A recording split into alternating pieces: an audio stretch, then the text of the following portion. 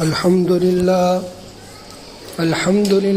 حمدا كثيرا طيبا مباركا فيه، وصلى الله على النبي الكريم. أما بعد، فأعوذ بالله من الشيطان الرجيم. بسم الله الرحمن الرحيم. وأمر أهلك بالصلاة واصطبر عليها لا نسألك رزقا نحن نرزقك والعاقبة للتقوى. صدق الله العظيم. وقال النبي صلى الله عليه وسلم: قرة عين في الصلاة، أو كما قال عليه الصلاة والسلام.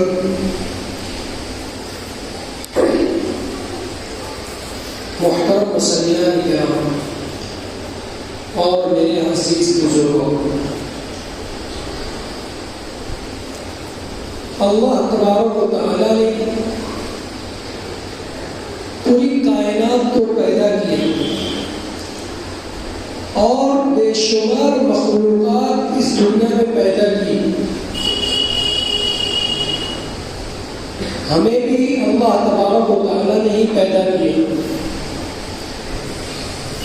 اور مطالبہ کیا: وَمَا خَلَقْتُ الْجِنَّ وَالْإِنسَ إِلَّا لِيَعْبُدُونِ، کہ ہم نے انسانوں اور جناتوں کو اپنی عبادت کے لیے پیدا کیے.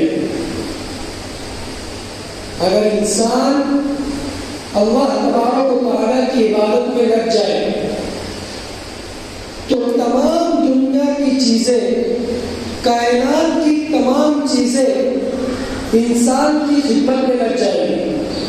اللہ تبارک و تعالیٰ نے دنیا کے اندر جتنی بھی چیزیں بنائی ہیں، چاہے وہ نباتات کے قبیل سے ہو یا حیوانات کے قبیل سے ہو، دنیا کی بے شمار مخلوقات اللہ تبارک و تعالیٰ نے جو بنائی ہے وہ انسان کی خدمت کے لیے بنائی ہے. اور اللہ تبارک و تعالیٰ نے انسان کو جو وجود بخشا ہے وہ اللہ نے اپنی عبادت کے لیے بخشا ہے. تو اگر انسان اللہ تبارک و تعالیٰ کی عبادت میں لگ جائے گا تو دنیا کی تمام مخلوقات انسان کی خدمت میں لگ جائیں گی. شیخ سعدی رحمۃ اللہ علیہ نے ایک واقعہ لکھا ہے. اگرچہ وہ واقعہ دماغ میں آتا نہیں ہے، لیکن ایسے واقعات جس سے جائز ناجائز یا حلال و حرام ثابت نہیں ہوتا ہے، اس میں اتنی غور فکر کرنے کی ضرورت بھی نہیں ہوتی. واقعہ لکھا کہ ایک شخص شیر پر بیٹھا ہوا ہے اور جا رہا ہے. لوگ اس کو دیکھ رہے ہیں کہ وہ شخص کو جب دائیں بولنا ہوتا ہے تو شیر کا دانا کان پکڑتا ہے اور کھینچتا ہے، جب اس کو بائیں بولنا ہوتا ہے تو بائیں کان پکڑتا ہے اور کھینچتا ہے. لوگ حیرت سے اس کو دیکھ رہے ہیں کہ یہ شخص شیر کی سواری کر رہا ہے. لوگ اس سے پوچھتے ہیں کہ تو کس طریقے سے شیر کی سواری کر رہا ہے؟ وہ شخص کہتا ہے کہ تم لوگ میرے شیر پر سوار ہونے سے حیران ہوتے ہو، حالانکہ اللہ تبارک و تعالیٰ نے دنیا کی تمام چیزوں کو انسان کی خدمت کے لیے بنایا ہے. اگر انسان اللہ تبارک و تعالیٰ کی کما حق پر عبادت کرنے لگ گیا تو تمام چیزیں انسان کی خدمت میں لگ جاتی ہیں. تو یہی میں عرض کر رہا تھا، اگر انسان اللہ تبارک و تعالیٰ کی بندگی میں لگ جائے اور صحیح طریقے سے عبادت میں لگ جائے تو اللہ تبارک و تعالیٰ تمام چیزوں کو انسان کی خدمت میں لگا لیتے ہیں. لیکن یہ اس وقت ہوگا جب اللہ کی معرفت کے ساتھ اللہ کی عبادت کی جائے اور اللہ کا جس طریقے سے حق ہے اسی طریقے سے اس کے حق کو بجایا جائے. اللہ تبارک و تعالیٰ نے جو حکم ہمیں دے دیا، اگرچہ وہ بات ہمیں سمجھ میں نہیں آتی ہے، لیکن اس کے باوجود اس پر عمل کرنا، یہ اللہ تبارک و تعالیٰ کی صحیح عبادت ہے، صحیح بندگی ہے. آپ لوگوں نے محمود ایاز کا واقعہ پڑھا ہوگا. ایاس ایک غلام تھا، کمتر لوگوں میں شمار ہوتا تھا، لیکن اس کی عقل مندی کی وجہ سے محمود بادشاہ نے اس کو وزیروں میں شامل کر دیا۔ اس کا واقعہ یہ ہوا تھا، جب بادشاہ نے اس کو وزیروں میں شامل کیا، اب ظاہر سی بات ہے کوئی کمتر انسان ہوگا اور اس کو اتنا بڑا مرتبہ مل جائے تو لوگ اس کی کان کھینچنے کے پیچھے لگ جاتے ہیں کہ کمتر انسان اتنے بلند مرتبے میں کس طریقے سے پہنچ جائے۔ آج معاشرے میں بھی یہی ہوتا ہے، اگر کوئی چھوٹا سا غریب انسان کسی عہدے پر فائز ہو جاتا ہے تو لوگ تکبر اور گھمنڈ میں مبتلا ہو جاتے ہیں اور یہ سوچتے ہیں یہ جگہ تو ہماری تھی، اس شخص کو کیسے مل گئی۔ لوگ اس کو اس کے منصب سے اتارنا چاہتے ہیں، اس کے عہدے کو چھیننا چاہتے ہیں۔ تو جب یہ ایاس جب وزیر بنا تو باقی دربار کے جو لوگ تھے وہ گھمنڈ میں مبتلا ہو گئے اور کہنے لگے یہ غلام قسم کا انسان بادشاہ کا وزیر کس طریقے سے بن سکتا ہے۔ بادشاہ کو اس کے بارے میں ورکرانے لگے اور کہنے لگے کہ ایاس اس قابل نہیں ہے کہ وہ آپ کا وزیر بن سکے۔ تو بادشاہ نے اس وقت سوچا کہ مجھے کچھ ایسا کرنا چاہیے جس سے لوگوں کو یہ بات سمجھ میں آ جائے کہ میں نے ایاس کو جو وزیر بنایا ہے کس وجہ سے بنایا ہے۔ بادشاہ نے امتحان لیا اور اعلان کیا، اپنے خزانچی سے کہا کہ میرے خزانے میں جو سب سے قیمتی ہیرا ہو اس کو لے کر آؤ، اور یکے بعد دیگرے تمام وزراء سے کہنے لگا کہ اس ہیرو کو میرے سامنے توڑ دو، میرے سامنے اس کو ختم کر دو۔ تو تمام وزیر اس بات کے لیے آگے نہیں بڑھے۔ جب بادشاہ ایاس کو کہتا ہے ایاس اب تو اس ہیرو کو توڑ دے، ایاس آگے بڑھتا ہے اور اس ہیرو کو ختم کر دیتا ہے، اس ہیرو کو توڑ دیتا ہے۔ تو محمود بادشاہ اس وقت پوچھتا ہے کہ ایاس تو نے اتنا قیمتی ہیرا ضائع کر دیا، تو نے ایسا کیوں کیا؟ تو اس وقت ایاس کہتا ہے بادشاہ سلامت یہ تو ایک ہیرا تھا، آپ کے حکم کے آگے میں ایسے 100 ہیروں کو قربان کر دوں اور ایسے 100 ہیروں کو ختم کر دوں۔ تو اس وقت محمود نے تمام درباریوں کو کہا کہ دیکھو یہ حکم کی تعمیل ہوتی ہے کہ جب حکم آ جائے اس وقت دیکھا نہیں جاتا ہے، اس وقت یہ سوچا نہیں جاتا ہے کہ اس کے بعد کیا ہوگا، اس وقت عقل سے سوچا نہیں جاتا ہے کہ میں یہ حکم کی تعمیل جب کر لوں گا اس کے بعد میرا کیا بنے گا۔ تو اسی طریقے سے جب اللہ تبارک و تعالیٰ نے ہمیں جو حکم دے دیا ہے، اگرچہ وہ بات ہمیں سمجھ میں نہیں آتی ہے، وہ چیز ہماری عقل میں نہیں آتی ہے، لیکن اس کو کر گزرنا یہی اللہ تبارک و تعالیٰ کی اصل بندگی ہے۔ ورنہ تو ہم دیکھتے ہیں کہ جب کسی شخص کا وضو ٹوٹ جاتا ہے تو اس کے بعد اس کو حکم ہے کہ وہ اپنے ہاتھ دھوئے، اپنا چہرہ دھوئے، سر کا مسح کرے اور اپنے پیروں کو دھوئے، حالانکہ وضو جو ٹوٹا ہے خون نکلنے کی وجہ سے ٹوٹا ہے، وضو جو ٹوٹا ہے وہ ریح کے خارج ہونے کی وجہ سے ٹوٹا ہے، لیکن شریعت اس وقت کیا کہہ رہی ہے کہ تم خون کی جگہ کو صاف مت کرو، تم ریح نکلنے کی جگہ کو صاف مت کرو، بلکہ تم وضو کرو، اپنا چہرہ دھو، اپنا ہاتھ دھو، اپنا پیر دھو اور سر کا مسح کرو۔ تو یہ بات ہمیں عقل میں نہیں آتی ہے، لیکن ہم یہی چیز کرتے ہیں۔ تو یہ اللہ تبارک و تعالیٰ کا حکم کی وجہ سے ہم یہ چیز کرتے ہیں، یہی اللہ تبارک و تعالیٰ کی بندگی ہے۔ ایسے بے شمار چیزیں ہیں اللہ تبارک و تعالیٰ نے جو ہمیں حکم دیا ہے وہ ہماری عقلوں میں نہیں آتا، لیکن اس چیز کو بجا لانا، اس چیز کو کر لینا یہی اللہ تبارک و تعالیٰ کی بندگی ہے۔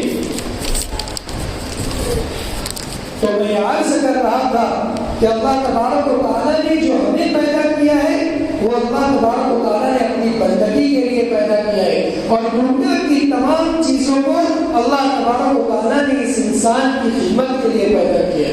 ایک حدیث میں آتا ہے ان الدنیا خلقت لکم وانکم خلقتم للآخرہ، کہ دنیا کو تمہارے لیے پیدا کیا اور تم کو آخرت کے لیے پیدا کیا. یہ حدیث شریف ہے. ہم اگر اس کو سمجھیں تو ہمیں یہ بات سمجھ میں آئے گی کہ اللہ تبارک و تعالیٰ نے اس دنیا میں جو ہمیں وجود بخشا ہے وہ صرف اللہ تبارک و تعالیٰ نے اپنی عبادت کے لیے پیدا کیا ہے. میں نے ایک آیت آپ لوگوں کے سامنے پیش کی تھی وَمَا خَلَقْتُ الْجِنَّ وَالْإِنسَ إِلَّا لِيَعْبُدُونَ، کہ اللہ تبارک و تعالیٰ نے انسان اور جنات کو محض اپنی عبادت کے لیے پیدا کیا.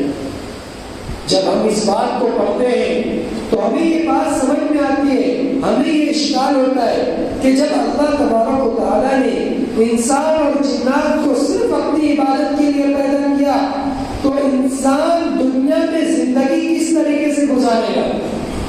انسان کے ساتھ بھوک پیاس کا تقاضا بھی لگا ہے، شہوتوں کا تقاضا بھی لگا ہے، اپنی اہل و عیال کا تقاضا بھی لگا ہے. تو یہ چیزیں انسان کس طریقے سے پوری کرے گا؟ تو اللہ تبارک و تعالیٰ نے سورہ جمعہ میں اس کی بھی رہنمائی فرمائی. فرمایا فَإِذَا قُضِيَتِ الصَّلَاةُ فَانتَشِرُوا فِي الْأَرْضِ، جب تم اپنی نمازوں کو پورا کر لو، جب تم اپنی عبادت سے فارغ ہو جاؤ تو تم زمین پہ پھیل جاؤ. وَابْتَغُوا مِن رِزْقِ اللَّهِ، اور اللہ تبارک و تعالیٰ کے رزق کو تلاش کرو. تو جہاں اللہ تبارک و تعالیٰ نے اپنی عبادت کا حکم دیا وہی اللہ تبارک و تعالیٰ نے زندگی کس طریقے سے گزارنا ہے اس کا طریقہ بھی ہمیں بتلایا. تو اللہ تبارک و تعالیٰ کی بندگی کے ساتھ زندگی گزارنا یہی اللہ تبارک و تعالیٰ کی عبادت ہے اور یہی اللہ تبارک و تعالیٰ کی اصل بندگی ہے. ایک حدیث شریف کا مفہوم ہے کہ ایمان اور کفر کے درمیان فرق کرنے والی چیز نماز ہے. کہ جو شخص مسلمان ہو اور وہ نماز نہ پڑھے تو وہ شخص کفر میں داخل ہو جاتا ہے. ائمہ کا اس بارے میں بہت سارے اقوال ہیں. کچھ لوگ یہ کہتے ہیں کہ انسان کفر کے قریب پہنچ جاتا ہے اور شیخ عبد القادر جیلانی رحمۃ اللہ علیہ اس کے متعلق اس حدیث کے متعلق فرماتے ہیں من ترک الصلاۃ متعمدا فقد کفر، کہ جو شخص نماز کو چھوڑ دے، جس شخص کے پاس وقت ہو اور اس وقت اس شخص کے پاس صحت ہو، اللہ تبارک و تعالیٰ نے اس کو اس بات کی قدرت دی ہو کہ وہ نماز کے لیے آ سکتا ہے، نماز پڑھ سکتا ہے، اس کے باوجود جان بوجھ کر نماز چھوڑ دیتا ہے، تو شیخ عبد القادر جیلانی رحمۃ اللہ علیہ فرماتے ہیں کہ اس شخص نے کفر کیا. اور صرف اتنا ہی نہیں، آگے فرماتے ہیں اگر اس شخص کا انتقال ہو جائے تو اس کو غسل بھی مت دو اور اس کو مسلمانوں کے قبرستان میں دفن بھی مت کرو. کتنی بڑی بات ہے. ہم ایسے اولیاء اللہ کو ماننے والے ہیں اور یہ بزرگان دین ہمیں اس بات کا حکم دے رہے ہیں کہ ایسے شخص جو نماز کو جان بوجھ کر چھوڑ دیتا ہے اس نے گویا کہ کفر کر لیا، اس کو مسلمان کے قبرستان میں داخل بھی مت ہونے دو. مر جانے کے بعد اس کو مسلمان کے قبرستان میں دفن بھی مت کرو. کتنی بڑی بات ہے. اور آج ہم دیکھتے ہیں کہ ہمارے پاس وقت تو موجود ہے لیکن اس کے باوجود ہم نماز کے لیے آتے نہیں ہیں. اللہ تبارک و تعالیٰ نے صرف ہماری شریعت میں، شریعت محمد میں صرف اس نماز کو نہیں رکھا، جتنے بھی دین آئے اللہ تبارک و تعالیٰ نے تمام شریعتوں میں نماز کو رکھا ہے. حضرت زکریا علیہ السلام کے بارے میں آتا ہے قرآن کریم میں فنادته الملائکۃ وهو قائم يصلي في المحراب. نماز کے بارے میں آتا ہے کہ حضرت زکریا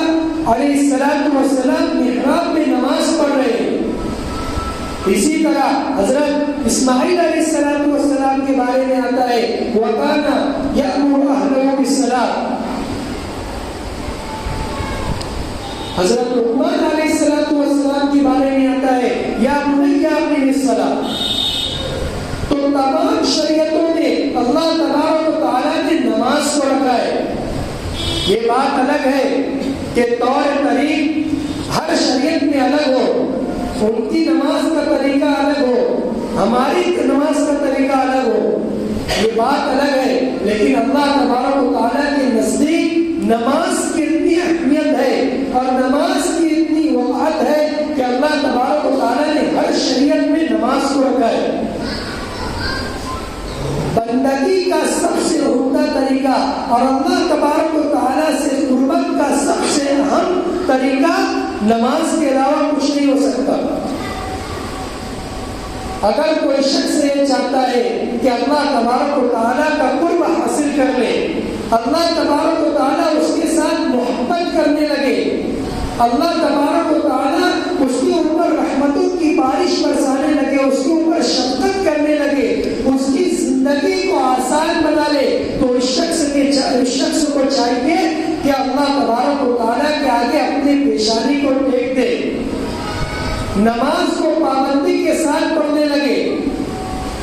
لیکن آج ہمارا یہ حال ہے کہ ہم چھوٹی چھوٹی ضرورتیں جب پیش آتی ہیں اس کے لیے بھی اللہ تبارک و تعالیٰ کے دربار میں آ کر ہم اپنی پیشانی کو ٹیکتے نہیں ہیں.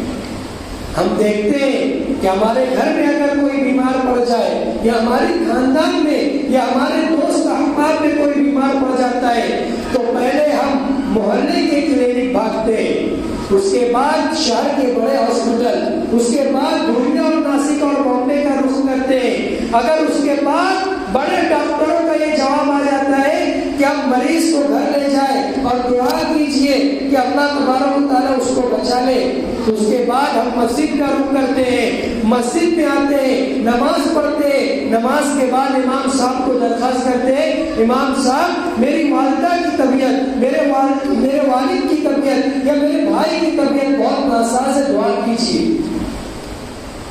تو آج ہم نے صرف اپنی ضرورتوں کو پورا کرنے کے لیے اللہ تبارک و تعالیٰ کے در کو رکھا ہے. اللہ تبارک و تعالیٰ کی مسجدیں صرف ہماری ضرورتیں کو پورا کرنے کے لیے نہیں ہے.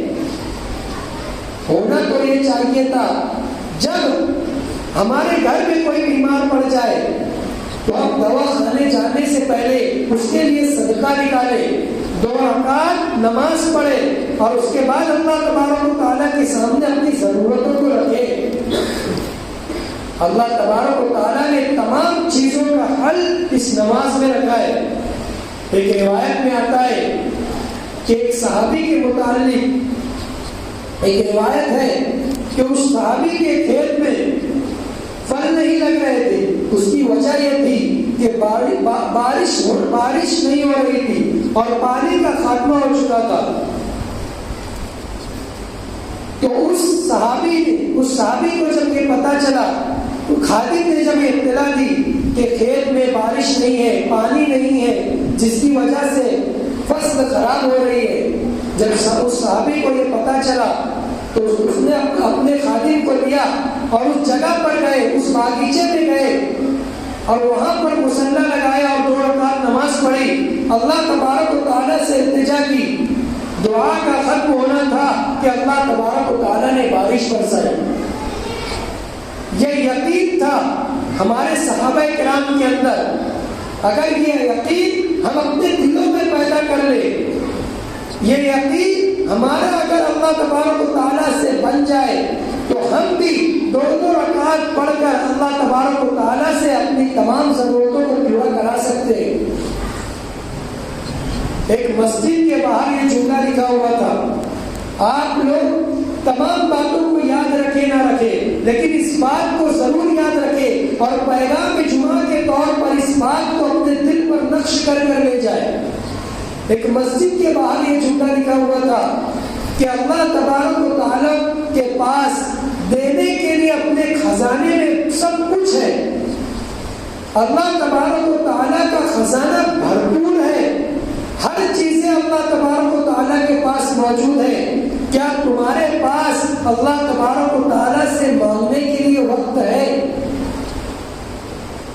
یہ جملہ مسجد کے باہر لکھا ہوا تھا۔ تو آج ہم اور آپ غور کریں، کیا ہمارے پاس اللہ تبارک و تعالیٰ سے مانگنے کے لیے وقت ہے؟ وقت تو بہت ہے، لیکن ہم آنے کے لیے تیار نہیں۔ ہم اپنے کاروبار میں 10 گھنٹہ لگا دیں گے، لیکن نماز پڑھنے کے لیے ہمارے پاس 15 منٹ کا بھی وقفہ نہیں۔ ہوٹلوں پر جانے کے لیے وہاں پر آدھا گھنٹہ ہم لگا دیں گے، لیکن نماز پڑھنے کے لیے 15 منٹ بھی ہمارے پاس موجود نہیں۔ کیا یہ اللہ تبارک و تعالیٰ کی ناراضگی کی علامت نہیں ہے؟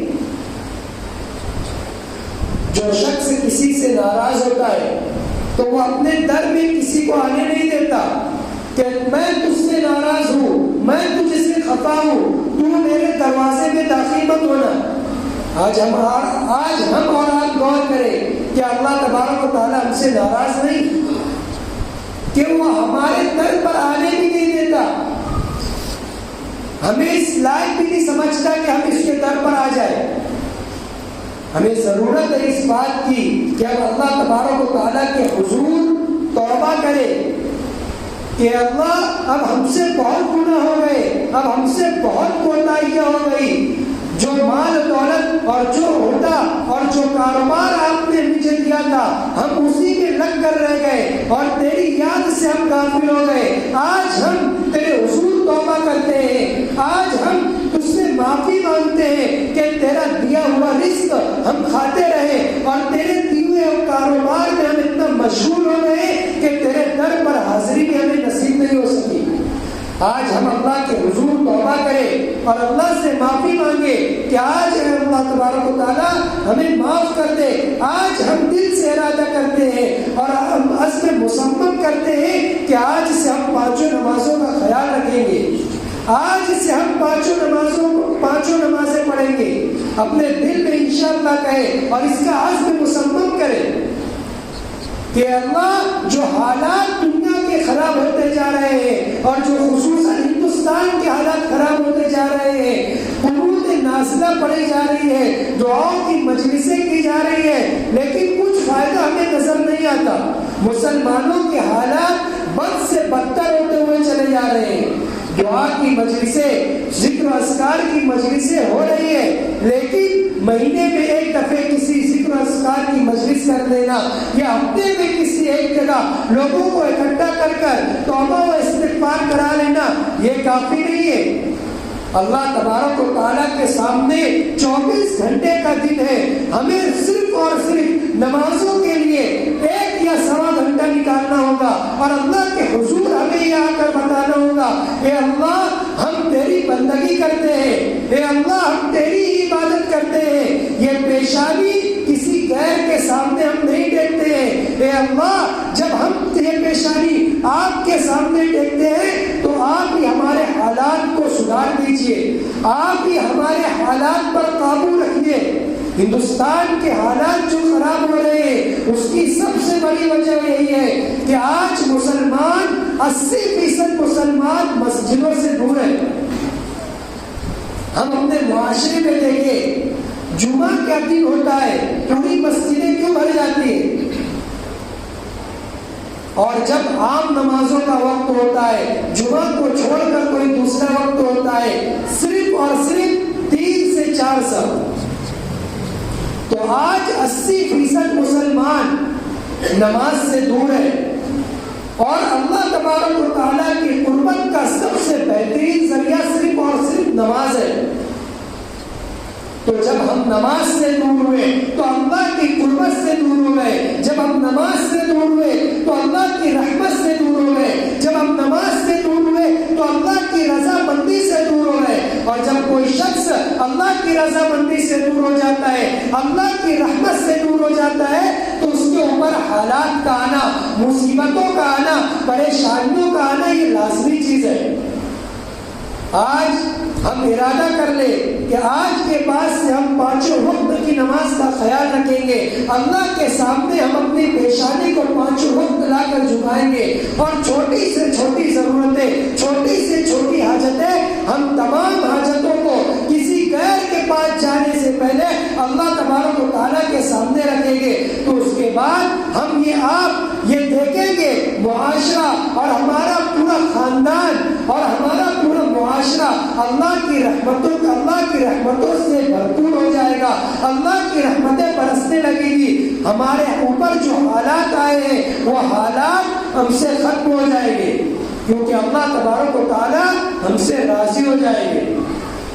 تو ہم یہ ارادہ کریں کہ اللہ تبارک و تعالیٰ کے سامنے ہم اپنی پیشانی کو جھکائیں گے۔ اللہ تبارک و تعالیٰ ہمیں کہنے سننے سے زیادہ عمل کرنے کی توفیق عطا فرمائے۔ وآخر دعوانا الحمد للہ رب العالمین۔